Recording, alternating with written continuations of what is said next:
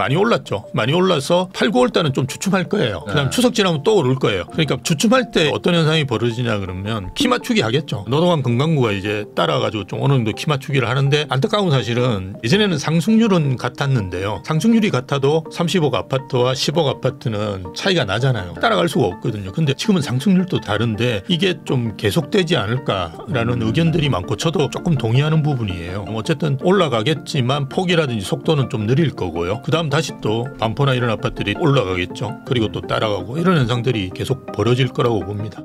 안녕하세요. 부익남입니다. 오늘은 미국 IAU의 심영석 교수님을 모시고 최근에 이제 부동산 시장의 어떤 이슈부터 앞으로 부동산 시장 전망도 한번 이야기 나눠보도록 하겠습니다. 교수님 안녕하세요. 안녕하세요. 네, 또 저희 채널에는 또 처음 나와주셨는데 예. 이제 이 부동산 관련해서 이제 그동안 또 얘기도 많이 해주셨잖아요. 예. 근데 요즘에는 진짜 이 상황이 막 확 바뀌기도 하고 분위기도 막 엄청 막 뜨거워지기도 하고 막 그래가지고 시청자분들도 막 갈리고 있어요. 막 엄청 올라간다, 아니다, 안 올라간다, 뭐 이런 얘기들도 하고 계셔가지고 제가 오늘 또 교수님 모시고 한번 이야기 들어보려고 합니다. 그러면 우선은 지금 그 미국도 교수님이시기도 하니까 지금 이제 금리 가지고 또 막 얘기하고 있고 오늘 그렇죠. 촬영일 기준으로 어제죠. 어제 이제 한국은 또 동결을 했는데 그렇죠. 이거 시장에 어떤 영향 줄 거라고 좀 생각을 하세요? 별다른 영향은 없을 것 같고요. 일단 기준금리 자체는 뭐 동결을 했는데요. 최근에 이제 금리가 조금 오르고 있습니다. 잘 아시다시피 그거는 이제 정부에서 이제 가상금리를 올리는 거고요. 그거는 이제 정부에서 이제 생각할 때는 지금 수도권 특히나 서울 중심으로 이제 가격이 오르고 있는 데가 있다 보니까 그에 대해서 뭐 선제적 대응 뭐 이런 차원인 것 같아요. 그래서 어쨌든 예전에 우리가 이걸 창구 지도라고 했는데요. 은행을 통해 가지고 이제 하고 있는 것 같으니까요. 그렇지만 지금 대세는 이제 금리가 하락하는 방향으로 가고 있고요. 왜 그러냐 그러면 어쨌든 9월 달에 미국에서 금리를 떨어뜨릴 건 거의 뭐 확실시 되고 있고요. 그렇다 그러면 금리라는 것도 사실 미래의 그 경제적인 상황을 반영을 하는 거거든요. 그러다 보니까 지금 코픽스라 그래서 자금조달 금리라고 생각하시면 되는데요. 은행에서 그거는 지금 계속 떨어지고 있습니다. 아시다시피 그래서 그런 걸 본다 그러면 뭐 금리는 계속 그 하향 안정화될 거다라고 예측하시는 게 좋은 것 같고요. 뭐 지금 금리는 이제 저희가 판단할 때는 더 이상 이제 변수는 아닌 것 같아요. 예전에 이제 금리가 오르는 상황에서는 상당히 큰 변수였는데 지금은 이제 내린다고 하더라도 사실은 선반영되어 있는 부분이 많이 있고 이러다 보니까 큰 변수가 아니지 않을까 이렇게 봅니다. 저는. 그러면은 지금 이번에 한국은 이제 최장기간 동결 뭐 이렇게 기사도 뜨는데 어쨌든 동결은 했지만 이제 9월에 미국이 내린다는 얘기들이 지금 거의 뭐 약간 기정사실처럼 하고 있잖아요. 그러면 우리는 또 10월일 텐데 그때도 우리가 좀 내리지 않을까 뭐 이렇게 생각하시는 분들 많거든요. 내릴 가능성이 크죠. 왜냐하면 이번에 이제 금리 동결하고 난 다음에 청와대에서 상당히 그 부정적인 사실 이렇게 그 한국은행 총재께서 주택 가격 때문에 금리를 못 내린다 이렇게 이야기하시는 것도 문제고요. 또 거기에 대해서 청와대에서 이렇게 논평을 하는 것도 저는 문제라고 보는데요. 뭐 어쨌든 청와대에서 좀 불편한 심기를 드러냈기 때문에 뭐 원래 예측대로도 저희가 10월 정도에는 금리를 내린다 생각을 하고 있었는데요. 대부분 분들이 이제 집값이 이렇게 오르는데 무슨 금리를 내리느냐 이렇게 생각하는데 금리라는 게 집값에 의해서 좌우되는 게 아니고요. 사실은 이제 경제 전반적인 부분을 봐야 되는데요. 잘 아시다시피 우리가 수출은 좋아지고 있는데요. 내수가 별로 좋지가 않습니다. 그거는 뭐 여러분이 주변에 나가가지고 식당에 가보시면 옛날보다 손님이 많이 준 걸 이제 느끼실 수 있을 건데요. 그러다 보니까 내수라든지 이런 전체적인 경제 상황을 본다 그러면 지금은 좀 금리를 내리는 것이 맞지 않을까. 그래서 아마 10월 달에는 그렇게 할 가능성이 크다라고 봅니다. 그러면 이제 이런 것도 있지 않습니까? 이제 금리가 이제 내려가는 거가 이제 시작이라면 앞으로는 이제 그동안 쭉 올랐었으니까 반대로 이제 어디까지 내려갈까 뭐 이런 얘기들도 하는데 그 요즘 뭐 전망을 보면은 이제 점도표 같은 거 내년에 말 정도 되면 한 뭐 2.5 뭐 이런 얘기도 하더라고요. 미국 기준으로. 그러면 상당히 많이 내려가는 거 아닙니까? 1년 정도 지나면. 미국은 3%포인트 내려가는 거니까 엄청 내려가는 그러면 미국이 또 그렇게 내려가면 또 한국도 이제 경기가 안 좋으면 같이 또 내려가지 않을까 뭐 이런 얘기도 하시는 분들도 많은데. 금리라는 게 사실 정치하고 관련이 없이 움직여야 되는 변수인데요. 안타깝게도 정치하고 상당히 관련을 가지고 움직일 수밖에 없는데요. 그런 걸 고려한다 그러면 저는 조금 빠르게 내려가지 않을까라고 그냥 추정을 하긴 하는데요. 그렇지만 우리가 과거에 이제 1, 2%대 저희가 대출을 받았잖아요. 그렇게 가기에는 시간이 좀 걸리지 않을까. 그래서 그렇게 봅니다. 그래서 한 3, 4%대 지금 현재 사실은 그 은행 가서 대출을 받아보시면 뭐 예전에 2%대도 있고 이랬는데요. 그거는 이제 장애 우시면서 모든 걸 다 은행 쪽에 해야지 될 수 있는 거고요. 현실적으로 한 3.2%나 3.3% 정도가 최저금리였던 걸로 제가 기억합니다. 근데 아마 그냥 일반적으로 평균금리가 한 3% 후반대나 4% 초반대 정도 되시는 건데요. 그게 뭐 이제 한 3% 초반대 정도로 내려오는 정도 수준에서 상당 기간 가지 않을까. 그러니까 또 어떤 분들은 보면 금리 1% 담보대출 금리 1% 될 때까지 집 안 사겠다는 분들도 계세요. 가끔. 근데 그렇게 기다리시면 아마 기회가 오기가 쉽지가 않으실 거예요. 그러면은 이제 이런 것도 있어요. 이제 많은 분들 얘기하는 것 중에 하나가 이제 금리가 내려가는 건 경기 침체를 예상하기 때문에 맞습니다. 내려가는 건데 부양을 목적으로 하는 건데 그렇죠. 이 오히려 그 금리 내려가는 게 부동산의 악재인 거 아니냐. 경기가 안 좋아지는 건데. 근데 이제 부동산에는 또 반대로 호재다라고 얘기하시는 분들도 있고 이게 뭐 어떻게 좀 봐야 되는 건가요? 그러니까 주식하고 부동산을 다르게 보셔야 되는데요. 부동산은 이제 뭐 사실은 필수제라고 보시면 되고요. 주식 같은 경우는 말씀하신 대로 금리가 떨어지면 지금까지는 주식이 떨어지는 경우가 더 많았던 걸로 제가 기억합니다. 오늘 또 제가 알고 있기로는 나스닥이 상당히 많이 떨어졌어요. 그래서 금리 인하가 이제 다가오면서 이런 현상들이 벌어지는데요. 그거는 이제 말씀하신 대로 이제 경기 침체가 올 수 있다라는 데 대한 두려움인데요. 사실은 미국 경제가 굉장히 튼튼합니다. 그래서 그럴 가능성은 거의 없다. 그래서 조금 최근에 이제 이런 주식 시장에서 움직이는 걸 보면 프로그램이라든지 알고리즘으로 해서 움직이는 경우가 되게 많습니다. 그래서 그걸 그냥 너무 예민하게 받아들이실 필요는 저는 없는 걸로 보고요. 부동산 같은 경우는 그런 사례가 거의 없을 거예요. 그래서 금리가 떨어지면 대부분 이제 긍정적인 시장의 반응을 일으키는데 최근에는 이제 아무래도 그 경제에 굉장히 민감하게 부동산 쪽에 투자하시는 분들도 많이 그렇게 돼 있기 때문에 그게 이제 뭐 엄청나게 큰 호재라고 하기보다는 이제 악재가 걷어진다 정도로 보시면 될 것 같아요. 그래서 금리가 떨어지면 뭐 이미 이제 금리가 떨어질 거 생각해서 선반영된 부분들이 분명히 있는 것 같고요. 이제 그런 차원에서 그냥 뭐 긍정적인 그 시그널이다 이렇게 그냥 보시는 게 좋지 않을까 그렇게 봅니다. 그러면 또 교수님 또 나오셨으니까 또 요 지금 촬영일 기준으로 갑자기 지금 한 일주일 사이에 막 지금 정부가 막 규제를 막 하기 시작하거든요. 특히 이제 대출 쪽에서. 그래서 이제 전세금 관련해서도 막 DSR에 넣겠다고 하고 보금자리론 뭐 아니면 디딤돌 대출 뭐 버팀목 이런 것들도 지금 뭐 금리들이 막 올라가고 있는 뭐 이런 상황이다 보니까 뭐 스트레스 DSR까지. 그래서 지금 집 살려고 하시는 분들 나 이거 어떡하냐 뭐 이런 분들이 있는데 그만큼 반대로 생각하면 이게 시장에 조금 영향을 주는 거 아닌가. 그러니까 심리를 좀 누르는 거이지 않을까라는 생각도 좀 들거든요. 좀 어떻게 생각하세요? 심리를 누르는 거는 당연히 맞고요. 그래서 전반적으로는 이제 부정적인 기운들이 있다라고 보시면 좋은데요. 일단 뭐 두 가지로 생각해 볼 수 있을 것 같아요. 본인이 이제 가셔가지고 담보대출을 받으시면 최근에 저도 이제 대출을 바꿨거든요. 그래서 잘 아는데요. 지금은 이제 변동금리보다 고정금리가 쌉니다. 거의 한 1% 차이가 나는 경우도 있을 거예요. 그래서 여러분 가보시면 대략 고정금리가 이제 3% 초중반이고요. 변동금리가 오히려 4% 초중반대로 지금 한 1% 차이가 나거든요. 그래서 대부분 분들이 지금은 고정금리로 대출을 받으세요. 그래서 그 비중이 6월 기준으로 제가 통계를 보니까 94.9%인 분이 고정금리 5년 고정금리로 받습니다. 그러니까 최근에 이제 혼합형이라 그래서 고정금리로 받고 5년 후에 이제 변동할 수 있는 뭐 이런 것도 있긴 한데요. 어쨌든 5년 고정금리로 받는데요. 이 5년 고정금리는 스트레스 DSR에 적용이 거의 안 됩니다. 그래서 여러분이 받아보시면 뭐 대출 금액이라든지 이런 게 큰 차이가 없으실 거예요. 근데 이제 변동금리로 받으시는 5% 되는 분들이 이제 힘드실 거예요. 그거는 이제 팍 떨어집니다. 그래서 지금과 같이 이제 고정금리로 대부분 받고 있고 잔액 기준으로 보더라도 지금 고정금리가 63.4%인가 뭐 거의 그 정도 돼요. 그래서 고정금리로 받으시는 분들은 스트레스 DSR에 거의 영향이 없습니다. 근데 이제 아까 말씀드렸던 거는 전체적으로 시장은 별로 좋지는 않을 거예요. 왜냐하면 정부에서 어쨌든 선제적 대응 같은 걸 계속 하기 때문에 계속 지금 정부에서 쓸 수 있는 방법이 뭐 대출밖에 없습니다. 수요를 줄여야 되는데 수요를 줄이는 거는 지금 현재 대출밖에 없거든요. 그래서 대출을 계속 조이는 정책을 쓰지 않을까. 근데 그것도 사실은 은행이 지금 고분고분 잘 하거든요. 왜냐하면 지금 은행 입장에서 여러분들이 그 상반기에 대출 받는 게 되게 쉬우시고요. 하반기에 대출 받으면 원래 어려워요. 왜냐하면 상반기에 이제 대부분 이제 대출 영업이 소진되거든요. 그래서 얼마 안 남습니다. 이를테면 우리 30조 해야 된다. 그러면 상반기에 20몇 조가 그냥 다 날아가 버려요. 그러면 10조 안 되는 걸 가지고 하반기에 이제 영업을 하다 보니까 이걸 영업을 줄일 수 있는 방법이 뭐겠습니까? 금리 올리는 것밖에 없거든요. 그래서 대부분 은행에서도 하반기에 이제 영업을 하는데 금리가 대부분 올라갑니다. 그래서 하반기 때는 원래 올라가기 때문에 별로 좋지 않은 상황에서 이제 정부에서 쪼으니까요. 그렇지만 내년 상반기 되면 다시 또 은행에서 다시 돌아옵니다. 그렇게 해서 만약 지금이 좀 불편하신 분들 같으면 내년 상반기 정도 다시 뭐 이렇게 해보시는 것도 괜찮긴 한데 지금 뭐 주택시장 예측하기로는 올해 하반기도 상당히 좀 좋은 흐름이 있지 않을까라고 저는 보거든요. 네. 그래서 그런 점들도 다 판단하셔가지고 뭐 이를테면 주거 선호 지역에서 조금 먼 지역 매입하시려고 한다 그러면 내년 상반기도 괜찮으실 것 같고요. 그렇지 않고 나는 뭐 마용성에 거의 가까운 지역에 좀 하시겠다 그러면 조금 서두르시는 게 좋지 않을까 그렇게 봅니다. 예. 그러면 지금 하반기도 약간 좀 상승을 좀 말씀해 주신 것 같은데 예. 우선은 그러면 이게 전반기라고 해야 될까요? 상반기에 지금 1월, 2월은 조금 거래량이 없다가 이제 3월부터 막 터지기 시작하고 있는데 그렇죠. 이렇게 된 이유, 뭐 이렇게 지금 서울의 뭐 집값 상승의 이유는 예. 원인을 뭐라고 보세요?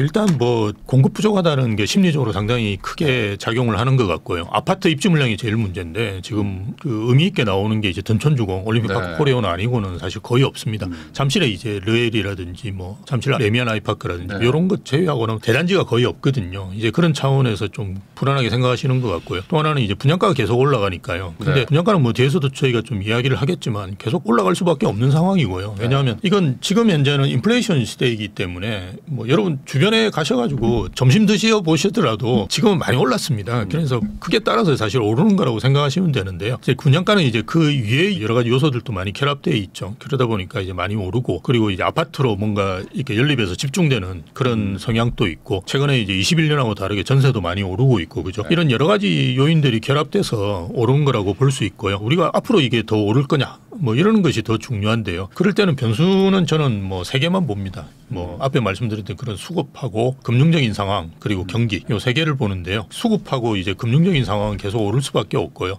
수급은 말씀드렸듯이 계속 무너져가고 있는 상황이니까요. 그렇지만 이제 금융적인 상황도 지금 금리는 떨어질 수밖에 없고요. 그 다음에 이제 통화량이거든요. 그러니까 통화량도 지금 계속 많이 풀리고 있습니다. 아시다시피 참여정부 때 1,000조였는데 지금 거의 4,000조가 넘어가고 있거든요. 제가 말씀드리는 거 이제 M2라고 해서 광의 통화량입니다. 예, 그게 계속 늘어나고 있으면 이게 주식으로 최근에 좀 갔다가 갑자기 주식이 거의 10% 떨어지니까 다시 그 들고 부동산에 실제로 상담하러 오신 분이 계세요. 예, 그렇듯이 이제 이게 통화량이 많다 보면 유동성이 커진다는 말이니까요. 어디든지 이제 가야 되거든요. 이 돈이. 그런데 뭐 최근에 이제 예적금도 조금 줄어들다 보니까 금리가 이제 부동산으로 다시 오는 수요들도 꽤 있고요. 그러다 보니 통화량 느는 것도 굉장히 중요하고요. 제가 이제 제일 걱정하는 변수는 경기입니다. 네. 예, 경기는 내수 경기가 제가 생각하는 것보다는 빨리 살아나지 못하는 것 같아요. 예, 그리고 뭐 제가 내수 경기 관련된 지표들도 여러 가지 보더라도 마찬가지인 것 같고요. 최근에 이제 그 설비 투자가 조금 늘어나서 그나마 좀 6월달에 좀 늘어났어요. 그래서 긍정적이라고 제가 보긴 하는데요. 조금 추이를 봐야 될 것 같은데 내수는 여전히 좀 안 좋은 것 같습니다. 그래서 내수 경기가 좀 변수고 나머지 변수들은 다 집값이 오르는 데는 긍정적인 변수들만 있는 것 같아요. 아, 그러면은 사실 생각해 보면은 이제 지난 한 4, 5년간 또 엄청 올라갔다가 중간에 이제 확 빠지면서 이제는 이제 맞습니다. 끝났다라고 생각하던 분들도 많았을 텐데 이게 이제 다시 지금 전고점을 뚫고 막 올라가고 있단 말이죠. 예, 맞습니다. 그러면 이게 어찌 보면 이제 금리의 어떤 급등기를 빼고 나면은 그냥 예. 아주 초장기 지금 상승장이 지금 가고 있는 거라고 봐야 될까요? 맞습니다. 저는 이게 2013년 8월부터 올랐고요. 저는 작년부터 계속 이야기해 왔지만 지금 상승기에서 잠깐 조정을 받았다라고 보거든요. 왜냐하면 하락기라는 거는 우리가 금융위기 왔을 때 한 5, 6년 이렇게 쭉 떨어지는 게 하락기지 1년 만에 반등하는 거는 하락기가 아닙니다. 그래서 전혀 이제 조정기 그러니까 금리가 1년 동안 7배가 올랐는데 뭔가 출렁이지 않을 가능성 거의 없죠. 그죠? 그래서 이제 출렁였고 다시 또 이제 반등을 하면서 상승기로 다시 진입했다라고 보는데요. 그렇다 그러면 지금 벌써 10년이 훌쩍 넘어가거든요. 그런데 우리가 지금까지 이제 연구했던 걸 보면 한 10년 정도 오르고 6, 7년 떨어지고 이게 수도권의 아주 일반적인 상황이었어요. 그런데 뭐 더 많이 오르고 있으니까요. 걱정되는데 왜 이렇게 오를까? 저도 이제 그걸 고민하는데요. 아마 규제 때문인 것 같아요. 지금도 여전히 이제 규제가 굉장히 많이 있습니다. 윤석열 정부 들어가지고 규제 다 풀었다고 생각하시는 분은 민주당이 국회를 장악하고 있는 걸 잘 모르셔서 그래요. 법을 바꾼 게 맞습니다. 법을 바꾼 하나도 없어요. 예, 그나마 이제 제초안 잠깐 이제 협의해 준데 그것도 사실은 정부에서 이제 이제 원하는 대로 그 해준 건 아니고요. 뭐 거의 찔끔 정도 해준 거니까요. 대부분 규제는 그대로 있습니다. 근데 우리나라 규제는 제가 이런 이야기 할 때마다 욕을 듣는데요. 베네수엘라하고 아주 비슷합니다. 외국에는 이런 규제가 없다고 보시면 돼요. 양도세 뭐 다주택자 양도세 규제 있는 나라도 거의 없습니다. 그런데 우리는 정말 황당한 건 토지거래허가구역인데요. 집을 사는데 구청장 허가를 받아야 된다. 베네수엘라도 아마 없을 거예요. 그런 게. 그걸 또 확대한다. 그런 식으로 규제가 계속 남아 있다 보니까 이게 계속 오르는 거 아닌가. 그래서 원래 경제학에도 보면 나와 있습니다. 규제를 하면 가격이 오른다. 네. 그래서 그것 때문에 계속 오르는 게 아닌가 뭐 그렇게 봅니다. 예. 그러면은 지금 이제 물론 어느 정도 약간 경고성 멘트인 것 같기도 한데 이제 뭐 서울시에서도 그렇고 막 토지거래 허가구역 더 하겠다. 이제 말 그대로 이제 공급이 안 되면 수요를 이제 누르거나 뒤로 밀어야 되니까 그러려고 지금 하는 것 같은데 이런 정책이 되면 앞으로 더 안 좋아진다고 보시는 거잖아요. 그러니까 이를테면 공급을 늘려야 되는데 자기들이 잘못해놓고는 그러니까 이제 윤석열 정부도 사실은 집권 초기에 그냥 공급에 대한 부분들을 실질적인 공급, 그죠? 그걸 챙겼어야 돼요. 그러니까 필요한 곳에 공급을 하는 것이 중요하지. 지금 뭐 상기 신도시 뭐 물론 그것도 중요하긴 한데요. 거기다 30만 호 공급하고 이러는 것이 중요한 게 아니라 서울 내에 그죠? 얼마만큼을 공급할 수 있느냐 이게 핵심이거든요. 왜냐하면 지금 제일 문제가 되는 게 서울이고 수도권 전체적으로 보더라도 집값은 한 0. 몇 % 정도 오르는 상황이고요. 전국적으로는 떨어지고 있고 서울이 그나마 2.67% 정도 올랐는데요. 이것도 아주 정상적인 그 가격대입니다. 우리가 아파트 서울이 2.67% 올랐다 그러면 OECD 국가 중에도 굉장히 낮은 수준의 상승이에요. 그런데 뭐 지금 반포동에 있는 뭐 레미안 몬베일리나 아크로 리버파크 보면서 계속 그 언론에서 과한 기사를 써니까 그걸 가지고 뭐라 그러는데 미국에도 보면 뭐 맨하탄이라든지 그죠? 이런데 집값이 몇 천억씩 하는 아파트가 있거든요. 그거 오른다고 해서 아무도 관심이 없어요.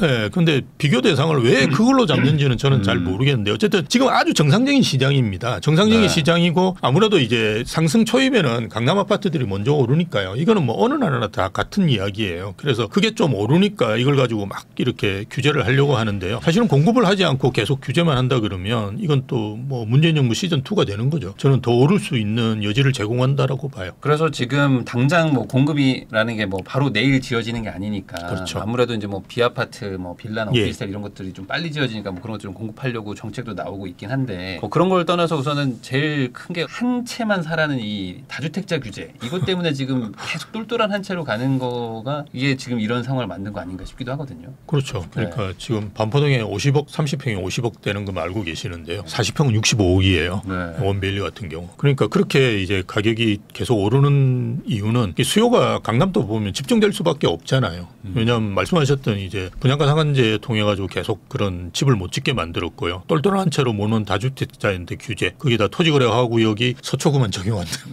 이런 게 겹쳐가지고는 지금 사실은 반포동도 보면 제가 봐도 불안해요. 그렇지만 또 이제 반포동 사시려고 하는 분한테는 그거 왜 권할 데가 없지 않습니까? 그죠? 뭐 여기 사놓고 내가 바로 못 들어가고 뭐 다른 데 전세 살아야 된다. 최근에 이제 3천억 정도 자산 가지신 분은 상담을 해드렸는데 반포동 사시라고 그랬어요. 그리고 그 위에 살 데가 없으니까요. 그리고 새 아파트 원하신다 그러니까 무슨 대치동 옛날 같으면 이야기했을 건데 대치동에 뭐 새 아파트가 없지 않습니까?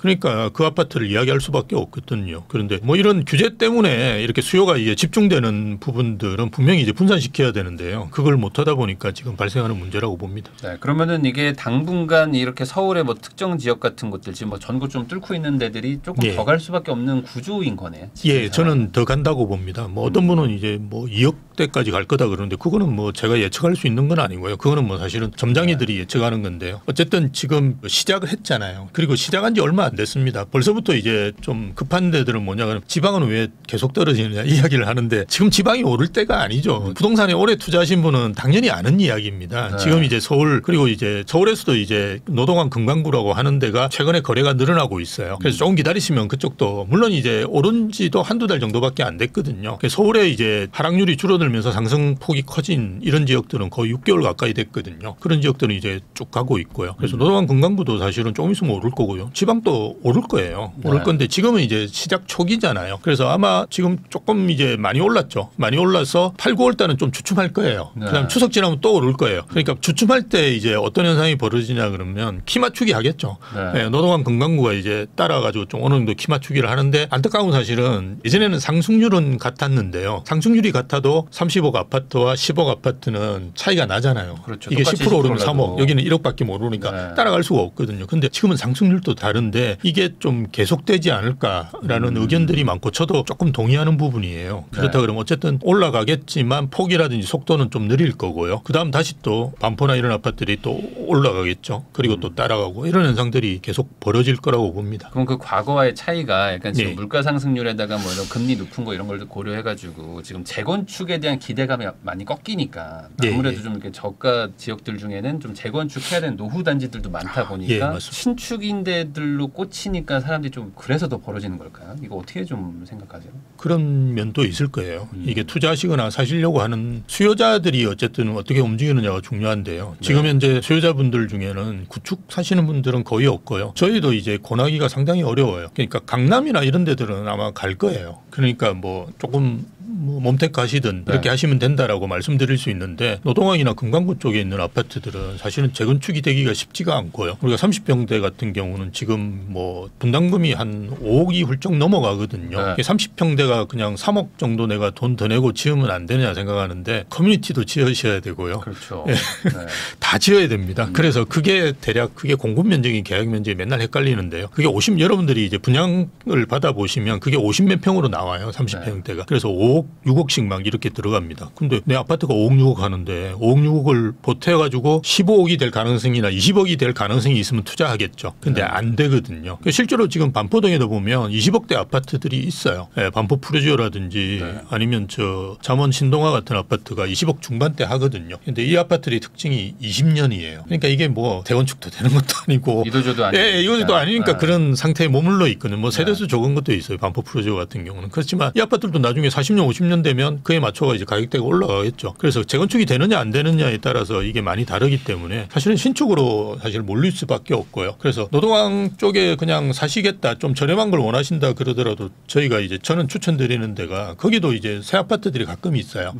그런 아파트들을 오히려 추천드리다 보니까 수요가 계속 몰리는 거죠. 아까 말씀하신 것처럼 3천억 뭐 부자든 뭐 누구든지 간에 이제 신축인 걸 좋아한다라고 이제 먼저 그렇죠. 딱 정해 놓으면 사실 살 수 있는 데가 쫙 줄잖아요. 정말 줍니다. 맞습니다. 워낙 노후도가 높아가지고. 근데 한강이 보였으면 좋겠어요. 뭐 이래버리면 이제 반포동밖에 없습니다. 반포밖에 없고. 그러니까 이제 계속 거기서 이제 몰리다 보니까 그런 분들이 이제 다른 데로 가려면은 재건축이라도 좀 활성화가 되든지 해야 될 텐데. 그래서 그냥 내미양 원밸리 살려고 하는데 이게 지금 뭐 가격이 높냐, 뭐 언제 사는 게 좋냐 이런 걸 물어보시지 그냥 단지도 안 물어보세요. 그냥 난 이거 사고 싶다. 아니 본인 찾아봐도 레미안 원밸리밖에 없거든요. 아쿠로 레오파크도 이제 조금 2016년이잖아요. 그래서 이제 구축으로 조금 있으면 들어가거든요. 그러다 보니까 이제 그거만 찾으세요. 그러면은 그 이제 어떤 신축의 실거주 수요가 지금 약간 시장을 주도하고 있다, 뭐 이렇게 봐야 되는 거잖아요. 혹시 뭐 또 다른 좀 어떤 주체들도 좀 있다고 보세요? 작년 말에는 거의 뭐 주체를 파악하기 힘들 정도로 사람이 거의 없었고요. 올 초만 하더라도 이제 갈아타기 수요가 꽤 있었어요. 그러니까 무주택자분이 사는 분들은 거의 없었던 것 같아요. 아마 올 초 시장이 별로 그렇게 좋지를 않아서 이렇게 선뜻 하시기 힘들었었던 것 같아요. 그다음 3, 4, 5월 달로 되면서 이제 무주택자분들이 전세가 이제 7, 8월 달에 되면 계약갱신 청구권 써가지고 이제 만기되는 매물이 나오니까 벌써 이제 찾기 시작하는 거죠. 그런데 이제 전세 주인은 이제 콧대가 높아지고 뭐 나가라고 자꾸 그러고 이러니까 기분 나쁘고 이러니까 자금력이 있으신 분들은 이제 살려고 덤비들죠. 그래서 전세에서 이제 매매로 전환하는 수요가 늘어났고요. 최근에는 갭 투자도 늘어나고 있어요. 저희가 올 초만 하더라도 한 오대방에서 한 5% 정도 됐었어요. 갭 투자를 하려고 찾는 분이. 근데 지금은 20%가 넘었으니까요. 꽤 많이 늘었어요. 근데 뭐 통계로 보니까 훨씬 더 많은 것 같아요. 근데 어쨌든 저희 이제 통계로 보더라도 그 정도 늘었으니까요. 갭 투자 많이 늘고 그럼 주전 계약이라 그래서 주인이 그냥 전세 살고 하는 거 뭐 이런 것도 꽤 있는 걸로 봐서는 최근에는 이제 다주택자만 남아 있고 거의 이제 됐는데 예전하고 다른 게 조금씩 이제 주체들이 바뀌는데요. 이게 누적이 됩니다. 계속. 그러니까 갈아타는 사람들도 계속 있고요. 계속 갈아타고. 계속 갈아타고 그다음에 이제 무주택자분들도 전세에서 이제 매매로 넘어가는 분들도 계속 이제 오시고 그리고 갭을 하시는 분도 계속 늘어나고 다주택자는 아직까지 안 오시는 것 같아요. 대신에 이제 지방에서 가끔씩 이렇게 저는 이제 실수요 다주택자라고 그러는데요. 자제분들 집 사주는 그런 분들이 옵니다. 저도 이제 고향이 부산이거든요. 그래서 친구들이 이제 전화해가지고는 애들 대부분 이제 친구 자제분이죠. 그런 친구들이 다 서울에서 대학을 다녔거나 아니면 나머지 반 중에 또 반은 또 서울에 직장을 잡거든요. 그래서 서울에서 집을 살려고 합니다. 대부분 8, 9억대 오네요. 그런 거 한 채 사주려고 하는 자식 명의로 사거나 아니면 또 본인 명의로 말 잘 들으면 자식 명의로 사고 말 안 들으면 그냥 자기 명의로 사고 이러는 분들이 전화가 와요. 물론 다주택자이긴 한데 사실은 그거는 실수요 다주택자에 가깝거든요. 그런 걸 제외하면 다주택자는 거의 없어요. 그러면은 그렇게 수요가 이제 몰린다는 건 반대로 어딘가에선 수요가 빠지는 거지 않습니까? 그렇죠. 근데 빠지죠. 그 수요가 지금 지방에서 그럼 빠지는 거라고 봐야 맞습니다. 예, 금방 말씀한 대로. 그러면 이 지방은 앞으로도 지금 이 상황이라면 이 구조라면은 뭐 쉽지는 않겠네요. 이 어떤 서울과의 어떤 이 간격이 벌어진다는 거에 대해서. 저도 고향이 부산인데 네. 이게 상담할 때 대부분 그렇게 추천드려요. 지방은 살아라. 전세 살고 서울에 사시라. 왜냐하면 아니, 그러니까 얼마 전에도 이제 구서동이라는 데가 있는데요. 부산에 한 15년 된 아파트입니다. 거기서 본인이 이제 좀 새 아파트로 가려고 이렇게 저한테 문의를 했어요. 그래서 친구인데 내가 그거는 그냥 전세 살아라. 그리고 전세는 너가 이제 편한 대로 갈 수 있기 때문에 뭐 좋은 신축 그런 데 가면 요즘 4년 사니까요. 그리고 살아라. 그리고 나머지 돈으로 해서 서울에 투자 같은 걸 하는 게 좋지 않느냐라고 이제 추천을 드릴 수밖에 없는 게 물론 지방도 이제 굉장히 많이 오를 때는 있을 겁니다. 근데 이제 그게 굉장히 좁아질 거예요. 제가 이제 가끔씩 유튜브 나가면 하는 이야기가 점선면이라고 표현을 하는데요. 서울은 이제 면적입니다. 그래서 강남 3구, 마용성 뭐 이런 데들이 엄청 넓잖아요. 그렇게 이제 투자하셔도 문제가 없는데 이제 경기도는 이제 선이고요. 반도체 라인, GTX 라인 이런 쪽으로 그냥 투자하지. 물론 이제 주변이 다 죽는다는 게 아니고요. 그래도 서울만큼이 그죠. 상승률을 좀 우리가 보이는 데를 찾으신다 그러면 그 라인을 이제 타고 하시거든요. 지금 또 이미 라인이라고 그냥 이야기를 하세요. 예, 그러니까 8호선 라인, 신분당선 라인 뭐 이렇게 이야기하시거든요. 근데 지방은 아마 점이 될 거예요. 이제 그 말은 뭐냐 그러면 저는 이제 서울이 트로피 SS라 그래가지고 우리가 어디 가서 내가 어디 사느냐 이렇게 이야기할 수 있는 데들은 한 20억 되는 데라고 보거든요. 장기적으로. 왜냐하면 마용성 여기가 대략 좀 괜찮은 아파트가 한 20억 넘어가잖아요. 그래서 그 정도 3, 40평대 사는 분들은 이야기할 수 있을 거예요. 나머지 데들은 사실은 어디 가서 자랑하기는 요즘 저희 때 이야기 아닙니다. 저희 때는 친구가 뭐 강남 안 산다고 해서 구박하고 이런 건 없는데요. 요즘은 플렉스 이래가지고 젊은 분들은 그걸 되게 많이 따지시는 것 같아요. 그렇다 그러면 20억이 될 건데요. 그러면 지방은 10억이냐? 그건 아니라는 거예요. 제가 판단할 때는. 지방도 한 20억은 아니지만 한 15억은 될 거예요. 그러니까 이제 더 줄어드는 거죠. 그죠? 그래서 지방에도 15억 이상 넘는 아파트들 꽤 있습니다. 예, 예전에 이제 보면 대구나 이런 데도 17억, 18억씩 부산도 그렇고 되는 아파트들이 30평대가 있었거든요. 그래서 그 정도 사는데 뭐 해수동이라든지 대구는 이제 뭐 잘 아시는 수성에 범사 만삼선인가 뭐 거기 뭐 이런 데들만 살아남고 그죠. 나머지들도 뭐 오르긴 오르겠지만 오르는 폭들이 굉장히 낮아지겠죠. 그래서 키 맞추기는 할 거예요. 키 맞추기는 하지만 양극화는 계속 벌어질 수밖에 없는 게 이게 소득이 늘어나면 부동산 부분만 그런 게 아니지 않습니까? 잘 아시다시피 모든 분야에서 양극화 뭐 교육도 마찬가지고요. 그렇게 양극화가 일어나는 거니까요. 이건 당연한데 우리가 이제 정책적으로 얼마만큼 줄일 수 있느냐의 문제이지 안 일어나게 한다는 거는 정치적인 그냥 수사예요. 예. 하긴 생각해 보면은 말씀하신 것처럼 이제 금액이 좀 높은 아파트들은 나 어디 산다고 단지를 말씀들 하시는데 그렇죠. 보통 금액이 낮으면 나 무슨 구에 산다 이렇게 하시잖아요. 맞습니다. 그런 것처럼 이게 약간 명함이 돼버리다 보니까 요즘에 이 집이라는 게 좀 안타깝긴 한데 뭐 그렇게 가는 걸 뭐 물론 우리가 윤리적으로 나쁘다고는 이야기할 수 있지만 저희 같은 사람은 이제 그게 맞춰가지고 분석을 해야 되니까요. 안타깝죠. 예. 네. 그러면은 또 이것도 한번 좀 여쭤보겠습니다. 그러면 이제 전세 쪽은 이제 계속 올라가고 있는 추세인데 전세는 그렇죠. 오히려 지금 뭐 아까 말씀하신 그런 뭐 수요나 어떤 뭐 수급 이런 것도 뭐 중요하겠지만은 이제 당장 신축이 공급이 안 되면은 전세는 뭐 바로 영향 받지 않습니까? 예, 맞습니다. 빈집이 없으면 예. 이 지금 전세 상승세는 어떻게 될 것 같으세요? 계속 가겠죠. 전세가 계속 오르고 가치 매매도 오르고 이러는 상황이 계속 벌어질 거예요. 원래 뭐 상승기 때는 그렇게 가는 거니까요. 지금 어쨌든 전세는 이제 입주 물량의 함수거든요. 그래서 신축이 줄어들면 뭐 당연히 전세는 강세로 갈 수밖에 없고요. 그전 21년도하고 지금하고 큰 차이점은 이제 그거라고 볼 수 있는데요. 전세 매물이 많지 않아요. 진짜 나오면 바로바로 계약될 정도로 저희도 이제 전세 이렇게 가격 괜찮은 게 나오면 광고를 안 해요. 이렇게 숨겨뒀다가 이렇게 왜냐하면 광고하고 이러면 막 공동으로 중개하자고 그러고 이런 게 오거든요. 그러니까 양탈을 하기 위해서 그냥 안 하기도 하고 이런 분들이 지금은 중개사분들이 되게 많아요. 제 이야기를 중개사분들은 다 이해하실 거예요. 그래서 전세 강세 분위기는 상당히 갈 거라고 보고요. 전세가 조금 최근에는 이제 매매가 이렇게 오르다 보니까 전세 상승률이 낮아졌어요. 그래서 그게 이제 매매 거래가 확 늘어나면서 전세 거래가 이제 좀 줄었거든요. 그러면서 전세 갈 사람 중에 집을 사버리니까. 그렇죠, 맞습니다. 그게 이제 전세가 매매로 전환되는 수요인데요. 최근에 다시 또 이제 거래가 뭐 이제 8월달 통계 보시면 아실 거예요. 한 4, 5천 될까 말까 할 거예요. 네. 그러면 이제 또 매매가 좀 줄면서 전세가 이렇게 늘어나는데요. 가격이 어저께인가 통계를 보니까 그 전주하고 비교해서 서울은 이제 0.3%대 오르다가 0.27%인가 뭐 이렇게 조금 떨어졌어요. 그럼 어떻게 되느냐? 전세가 또 올라요. 0.177%에서 0.2%. 네. 이렇게 이게 왔다 갔다 하면서 이제 계속 이렇게 가는 거예요. 그게 아주 일반적인 부동산 시장의 상승 분위기고요. 0.27%는 굉장히 높은 겁니다. 연율 기준으로 보면 15%입니다. 15%. 네. 상승률이 굉장히 좋은 거예요. 그러니까 이게 전세 상승을 지금 막으려면 어쨌든 공급 뭐 아니면 뭐 진짜 비아파트라도 엄청나게 대규모로 가야 되는데 그렇죠. 그게 지금 당장은 뭐 답이 안 보이는. 그러면 맞습니다. 지금 예. 교수님 얘기를 이제 쭉 들어보면은 결국에 이제 상승 요소들이 많다라고 이제 느껴지거든요. 그럼 그렇죠. 반대로 이제 뭐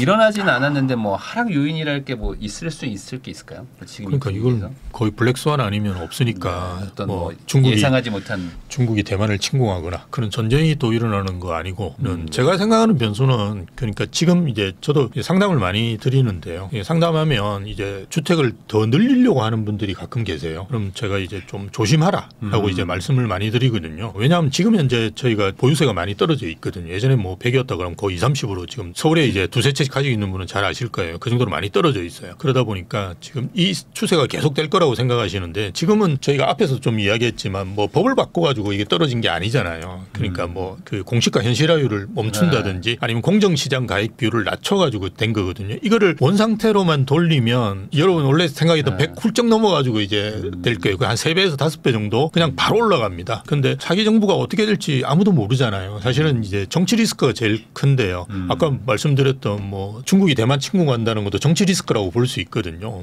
뭐 시진핑 씨가 그냥 마음대로 하면 되는 거니까 물론 뭐 그렇지는 않지만 어쨌든 거기는 독재 국가니까요. 그렇게 그냥 할 수 있거든요. 그러니까 정치 리스크가 제일 큰데 차기 정부에서 만약 민주당에서 집권을 했는데 국회도 민주당이 장악했다 이러면 저는 상당히 다른 시장이 펼쳐질 수도 있다고 봐요. 그래서 지금 그게 가장 큰 변수고요. 네, 물론 이제 장기적으로 본다 그러면 정말 상승기가 너무 길어질 수 있는 그런 요인들을 만들어낼 수는 있지만 단기적으로는 시장의 충격이 굉장히 갈 거예요. 그래서 지금 뭐 무리하게 이제 그 주택을 늘리거나 이러는 거는 좀 조심하시는 게 좋지 않을까 그렇게 봅니다. 이게 사실 요즘에 그 전문가 이런 분들이 지금 예상하고 있는 게 이제 25년까지 뭐 이게 상승세다, 26년이다 뭐 이런 얘기를 하지만 어찌됐든 간에 지금 조금 더 간다는 거잖아요. 그렇죠. 네, 그러면 그때쯤이 딱 이제 대선 시즌 맞습니다. 딱 이제 전에 딱 겹치게 맞습니다. 되면은 이제 말 그대로 이제 정치적으로 다시 한번 규제를 강하게 할 수밖에 없다. 이게 또 대세가 될 수도 있지 않습니까? 그렇죠. 저도 그게 걱정이어가지고 저희 같은 나이는 이제 리스크 관리를 하는 나이거든요. 네. 그래서 저희 이제 상담하는 분들도 보면 연세가 꽤 되신 분들도 많으니까요. 그래서 그런 게 있을 수 있다라고 이제 말씀을 드리고 지금 이제 당신이 그냥 재산세 적게 내고 종부세도 적게 내고 편안하게 있는 게 그게 뭐 법이 바뀌어가지고 영원히 갈 수 있는 게 아니다. 그래서 조심하시는 게 좋다라고 이제 말씀을 드리죠. 하긴 그거는 이제 정부가 뭐 바꾸면 되는 거니까 다시 뭐 올라갈 수도 있는 거라서 뭐 이제 바로 바꾸면 끝나니까. 시장 상황에 따라서 갈 수도 있다. 맞습니다. 그런 것도 좀 조심해야 될 것 같습니다.